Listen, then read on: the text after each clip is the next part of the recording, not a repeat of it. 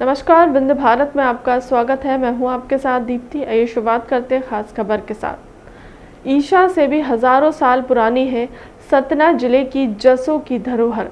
हमारी टीम ने जसों का दौरा किया। आइए आपको लेकर चलते हैं जसों और दिखाते हैं कुंवर मठ मंदिर सहित और क्या है वहां पर खास, और निकट भविष्य में वहां पर किस तरीके की योजनाएं प्रस्तावित हैं।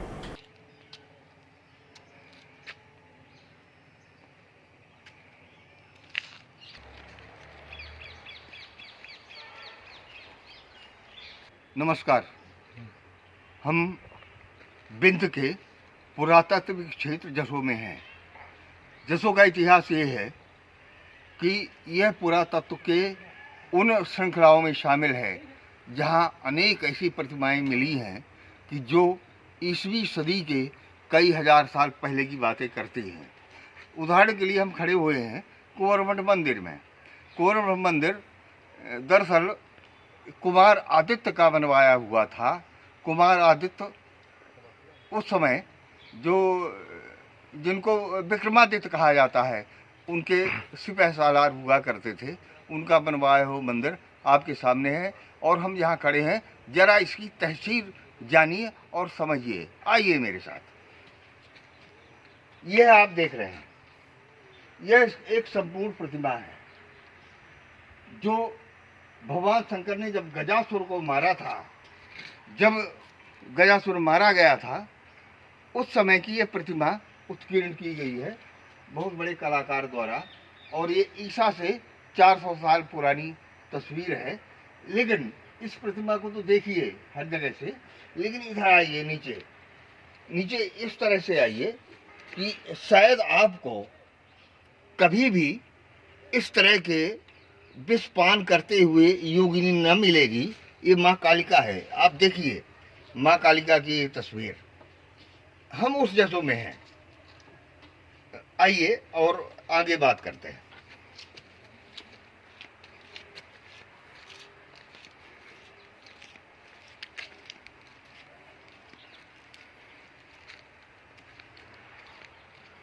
जो भारत का बताना,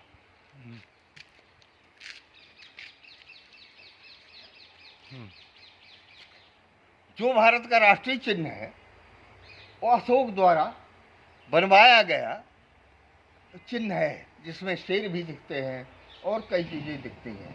लेकिन हम जहाँ खड़े हैं जसों में, आप दया करके देखिए, ये बुद्ध का प्रथम स्तंभ है। आपको इस तरह के स्तंभ दिखेगी नहीं, आपको शेर भी दिखेगा, बुद्ध की प्रतिमाएं भी दिखेंगी और पूरा स्तंभ आप देख लीजिए कायदे से। आपको इस तरह की अनेक प्रतिमाएं दिखेंगी, इसलिए पुरातत्व का क्षेत्र है। लेकिन आपसे बताना जरूरी है कि ये सो है कहाँ। ये दरअसल सतना जिले में, बिंद के सतना जिले में, सतना से लगभग 50 किलोमीटर दूर यह जसो गांव है। और आप ताजुब करेंगे, ये देखिए कुमार ने इसको कुमार मठ कहा जाता है, फिर बाद में लोगों ने कुम्भरा मठ कहा, फिर लेकिन इसमें कई चीज़ें मिली हैं। ईसा से 500 साल पुरानी से लेकर के आधुनिक तक चीज़ें, आधुनिक काल तक की आपको मिल जाएंगी। इस मंदिर को देखिए और फिर आगे बात करते हैं।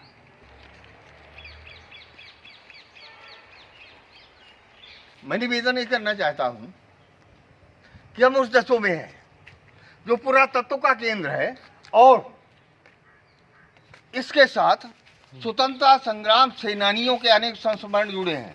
आप सुन करके ताजुब कर जाएंगे कि जो भेलसाई युद्ध हुआ था, ठाकुर रणमत सिंह ने जिसको लड़ा था, उसकी शुरुआत यहीं से हुई थी। उसमें राजा ईश्वरी सिंह थे, राजा जसों के ईश्वरी सिंह थे। जसों एक स्टेट भी है और ईश्वरी सिंह थे, और उनके बुलाने से रणमत सिंह यहाँ आए थे। यहाँ का एक तालाब है जहाँ महीनों उनकी सेना पड़ी रही। इसके बाद भेलसाई का युद्ध हुआ। भेलसाई के युद्ध में अनेक लोग मारे गए थे। और सुनिए, सबसे बड़ी बात ये कि जो बिंद की शुरुआत हुई थी, एलिस नाम का गवर्नर जो था, वो यहीं से प्रताड़ित हुआ था और यहीं से भागा था और यहीं से बिंद की स्वतंत्रता संग्राम की शुरुआत यहीं से हुई थी। आइए, अब मैं इतना कहना ज़रूर चाहता हूँ, मैंने पूछा है आज इंजीनियर से, जो ग्राम पंचायत का इंजीनियर है, उससे पूछा है मैंने कि दया करके ये बताइए कि अगर जसों का विकास आप कर रहे हैं तो कहीं ऐसा ना हो कि पुरातत्व के दंश सिर्फ यादगार रह जाएं, विघटित हो जाएं, कहीं ऐसा ना हो कि पुरातत्व के संरक्षण न कर पाएं आप, तो क्या इस गांव का विकास उसी तरह होगा जैसे बनारस का तय किया गया कि बनारस में एक भी मंदिर नहीं टूटेगा और एक भी संदर्भ विकसित नहीं होगा इतिहास का और पुरातत्व का। तो आइए, हम जसों में खड़े हैं, हमारी बात हुई है इंजीनियर साहब से, जो आप सुनेंगे। मैं ये निवेदन करना चाहता था आपसे कि अब जब चुनाव सामने है और पंचायत के चुनाव, और आप एक इंजीनियर होने के नाते पंचायत के हर दृष्टिकोण आपको पता है, कैसे क्या कहाँ क्या होना चाहिए, है ना, सब कुछ आपको पता है। तो ये बताइए सरकार ने क्या निर्णय लिया है कि जब सरपंच ना रहेंगे, कोई ना रहेगा, सिर्फ आप लोग रहेंगे, अधिकारी रहेंगे, तो आप कैसे विकास करेंगे पंचायत का, इस क्षेत्र का, ये बताइए। बहुत अच्छा प्रश्न है शर्मा जी, क्योंकि आप बहुत अनुभवी और बहुत ही वरिष्ठ पत्रकार हैं।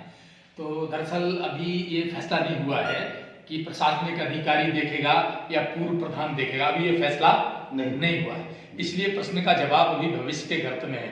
जैसे ही वो डिसाइड कर लेती है गवर्नमेंट, जो भी डिसाइड करती है गवर्नमेंट, अगर वो डिसाइड करती है पुराने प्रधानों को चार्ज दिया जाए तो सेम व्यवस्था वही लागू हो जाएगी। अगर वो डिसाइड करती है कि प्रशासनिक अधिकारी होंगे, तो जब प्रशासनिक अधिकारी होंगे तब मैं आपको जवाब दे दूंगा। अच्छा, दूसरी बात ये कि आप कब से हैं, कब से हैं? मुझे लगभग इस सेक्टर में 2 से 2.5 साल हो गया। अच्छा, तो आपकी एक बात विदित होगी कि जसों आपका 3 बातों पर जाना जाता है। पहली बात तो ये कि यहाँ का पुरातत्व, दूसरी बात यहाँ का इतिहास। आप सुन करके तारीफ करने आएंगे कि वो भेड़साई की लड़ाई हुई थी, जिसमें केसरी सिंह मारे गए थे, वो लड़ाई जसों से शुरू हुई थी। उस समय केसरी सिंह राजा थे, बहुत सुंदर, यहाँ से लड़ाई शुरू हुई थी।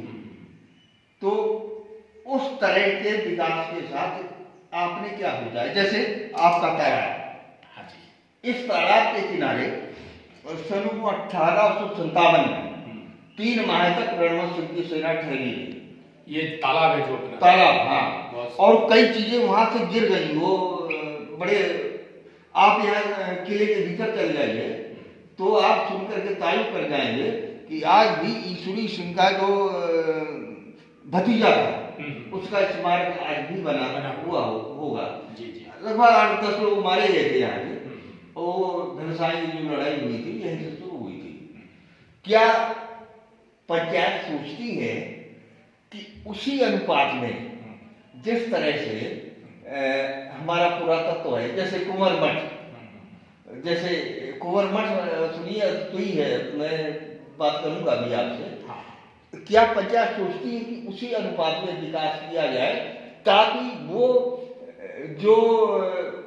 वो परंपरा है पुरानी, वो कहीं खंडित ना होने पाए हमारे विकास से? कहीं ऐसा ना हो कि हम ये बनवा दे तो पता ना चले कि क्या हो गया। तो वास्तव में शर्मा जी, एक्चुअली पहले बात करते हैं, कोई भी काम होता है, कोई भी विकास हो, उसका मेन आधार है फंड जी।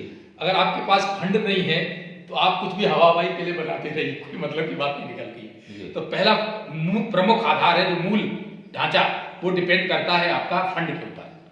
फंड में एक प्रमुख रूप से जो योजना आपके पास है वो है मनरेगा। मनरेगा में कुछ विशेष कार्य वहां से अनुमति होते हैं, वही कार्य आप ले सकते हैं, जिनमें हमारा विशेष रूप से लेबर और मटेरियल का रेशियो है वो 60-40 का रेशियो होना चाहिए। ज्यादातर हम ऐसे काम में जिसमें ग्रामीणों को, लोगों को घर पे ही रोजगार दे सकें, तो ज्यादातर मिट्टी के काम। तो जो आप जैसी प्लानिंग सोच रहे हैं वो वैसी प्लानिंग मेल नहीं खा सकती है, क्योंकि जो भारत सरकार द्वारा गाइडलाइन दी है उसके हिसाब से मनरेगा काम करती है। नहीं, प्रश्न ये है, ऑलरेडी जो मैंने प्रश्न किया है कि कहीं हमारे विकास की जो सोच में कहीं ऐसा ना हो कि हमारा पुरातत्व खंडित हो जाए, कहीं हमारा इतिहास खंडित हो जाए, ये पंचायत सोच रही है क्या? तो एक्चुअली वास्तव में जो सारे पावर होते हैं वो आपकी ग्राम सभा के होते हैं। तो सारे कामों का जो अनुमोदन करना, उनकी रूपरेखा बनाना, उनका SOP banana, self of project, वो पंचायत स्तर पे ग्राम सभा करती है। तो वो सारे पावर आपके हाथ में होते हैं, कौन सा काम लेना कौन सा नहीं लेना पंचायत स्तर पे। बेसिकली प्रथम सीढ़ी होती है प्रस्ताव। तो प्रस्ताव कौन डालता है? पंचायत डालती है। पंचायत का प्रस्ताव कौन अनुमोदन करता है? ग्राम सभा करती है। ग्राम सभा का प्रस्ताव जब आ जाता है, एसओपी आ जाता है, तो फिर मेरा काम होता है उसका डीपीआर बनाना, उसका प्रोजेक्ट बनाना, उसका एस्टीमेट बनाना एज एन इंजीनियर। ऑलरेडी मैंने इसलिए पूछा हाँ कि मैं खुद हाँ, पुरातत्व संघ का सदस्य था, बहुत अच्छी बात है। और ये जो कुंवर मठ में बना है मैंने ही बनवाया था, कैसे क्या होता है। हाँ, एक मिनट बंद कर दीजिए उसको। विवेक थोड़ी देर में बात करते हैं। हाँ, तो मैं कहना चाहता था कि जैसे चित्रकूट, जैसे बनारस, मेरी समझ में, मेरी अपनी समझ है कि चूंकि ये इतिहास का पुरातत्व का क्षेत्र है। आप चलिए ना मेरे साथ, मैं आपको एक मूर्ति दिखाऊं। इसी दिन फुर्सत में आके हम आपके साथ देखेंगे। तो आप तारीफ करेंगे। तो क्या पंचायत का इस ओर से सोचने का एक तजुर्बा, एक निर्णय लेने से पहले ये सोचने की जरूरत है कि नहीं? बिल्कुल जरूरत है। और मैं तो चाहूंगा कि पंचायत कोई भी काम ले तो पंचायत में जो भी प्रबुद्ध जन है, जो जिस तरह के एक्सपर्ट लोग हैं, विशेषज्ञ हैं जिनको कहना चाहिए, उनसे राय जरूर लेनी चाहिए। उनकी राय के अनुसार वो पूरा प्लान, वो कार्य योजना तैयार होनी चाहिए। जी। और आप ये आखिरी प्रश्न है। नहीं, आप खूब प्रश्न पूछिए। आपके प्रश्न बहुत विकास से रिलेटेड है, बहुत अच्छे। अब जसों के विकास के लिए आप क्या करने जा रहे हैं आगे? देखिए, मेरी व्यक्तिगत जहां तक सोच है, निजी, तो निजी सोच में मैं सबसे पहले सोचता हूं, कोई भी पंचायत, नॉट ओनली जसों, हमारे अंडर में 10-12 पंचायतें हैं, तो सबसे पहला फंडामेंटल मैं सोच के चलता हूं कि वहां का जल स्तर बढ़ना चाहिए। उसके लिए हम क्या कर सकते हैं कि जल संरक्षण संवर्धन हो सके। तो उसके लिए तो अभी माननीय हमारे एसीएस महोदय के निर्देश हैं कि कुछ नए तालाब या जो पुराने तालाब जीर्ण शीर्ण होते जा रहे हैं, जैसे आपने बात कही, तो उनको सजा के, संभाल के, रिपेयर, मेंटेनेंस, उनका जीर्णोद्धार कैसे किया जाए। तो यहाँ के तालाब चूंकि हमने देखे हैं अभी अच्छी स्थिति में है, हम गए दोनों तालाब भी देखे। एक वो उधर क्या बोलते हैं, सिजैती जाते हैं जब आप बटवा बोलते क्या बोलते हैं, वो वाला, और ये वाला, और इसमें सिंगाड़ा लगाने का काम मेरे ख्याल से होता भी है। हाँ, वो और सिंचाई का भी करते हैं। तो बेसिकली मूल तालाब का उद्देश्य हो कि उसका उपयोग होना चाहिए, किसी न किसी के उपयोग में वो पानी आए। तो उस हिसाब से मेरी व्यक्तिगत सोच होती है कि हर गांव में जल का स्तर बहुत अच्छा हो, पहली चीज। दूसरी चीज, हमारी ज्यादातर जो कि अपन ने किया भी है, देखा होगा कि जो कीचड़ से युक्त रास्ते हैं, और बरसात में आपने देखा होगा कि ज्यादातर जो है वो लोग बाग जब चलते हैं तो कीचड़ में पांव रख के वो परेशानी होती है। तो ज्यादातर सीसी रोड यहाँ बन गई है, वैसे मैं बता रहा हूँ ज्यादातर बन गई है। थोड़ी मोड़ी जो बची होंगी वो आगे के उसमें प्लान में लेके अपन करने वाले हैं। फिर कुछ एक्स्ट्रा ऑर्डिनरी, जैसे थोड़ा विलेज या टाउन बनने वाला है, नगर पालिका भी होने वाली है कुछ दिन मेरे ख्याल, क्योंकि वो लेवल आ गया। तो यहाँ का बस स्टैंड का पूरा एक टूटा फूटा खंडर था, उसको बढ़िया से अपन ने प्रतीक्षालय टाइप एक रूप दे दिया। अच्छा हो गया ना, खराब लगता था जब कोई आता था। ये बहुत बड़ा शर्मा जी सबसे पहले कहाँ उतरता था? वो आपके बस स्टैंड, वहां देखता था वो खंडर। ठीक है, ये बात सुन करके तारीफ करोगे हाँ कि वो जो जिसको आप बता रहे हैं ना, हाँ, पहली बार उसका निर्माण उनके बप्पा ने कराया था। अच्छा, बहुत पुरानी बात होगी, बहुत पुरानी, क्या बात है। तो शर्मा जी, जो हमारी अलग से सोच होती है कि जल का संरक्षण होना चाहिए, पेड़ पौधे हरियाली ये होना चाहिए, चलने के लिए बहुत अच्छी सड़कें होना चाहिए, ऊर्जा का संरक्षण होना चाहिए। तो जो आदमी की बेसिक नीड्स होती हैं, जो उसके भोजन, वस्त्र, शिक्षा, चिकित्सा, आवास और उसका डेवलपमेंट, तो उससे रिलेटेड ये कुछ प्लानिंग्स होती है। उस हिसाब से वैसे आपका जसों के लोग अच्छे हैं, और जसों पंचायत में, जैसे एक बात बताऊं शर्मा जी, जहां आप बैठे हैं ऐसा पंचायत भवन या पंचायत का ऑफिस पूरे मध्य प्रदेश में छांटेंगे तो आप बहुत रेयर होंगे, कम होंगे। ये आपकी दया है, आपकी कृपा है। एक बात मैं कहना चाहता हूँ जी, बताइए। मेरी बात समझिए। हाँ, आपको जसों के जल संरक्षण के बारे में आपने बात की, हाँ, आपको क्या विदित है कि जसों ही वो जगह थी जहां से पूरे क्षेत्र के लिए जल जाता था? क्या बात है। वो झिन्ना था। अच्छा, और वहां से निरंतर प्रवाह चलता रहता था। क्या बोलते हैं उसको, झिन्ना ताल? झिन्ना झिन्ना झिन्ना प्लेस ताल नहीं है। हाँ, झिन्ना एक ऐसी जगह थी कि पेड़ के नीचे से पानी निकला करता था मुश्किल से। आप ताल्लुक करेंगे कि 10 साल पहले से लोगों से पूछ लीजिए, फिर पता नहीं क्या हुआ कि वहाँ बोर करा दिया लोगों ने, तो जल स्तर खत्म हो गया। तो झिन्ना एक जगह है, उसको आप जरूर मुझे एक दिन लेके चलिएगा, मैं स्पेशल उसके लिए आऊंगा और उस प्लेस का कैसे अपन बेहतर से बेहतर कर सकते हैं उसके लिए जरूर करेंगे। धन्यवाद आपको शर्मा जी, आपसे मिलकर बेहद खुशी हुई और आपके विचार हैं जो वो इससे यहाँ से, चूंकि आप बहुत वरिष्ठ पत्रकार हैं, जब लोग फिलहाल क्लब तक की खबरों में इतना ही। देश दुनिया की तमाम बड़ी खबरों के लिए बने रहे विंध्य भारत के साथ। नमस्कार।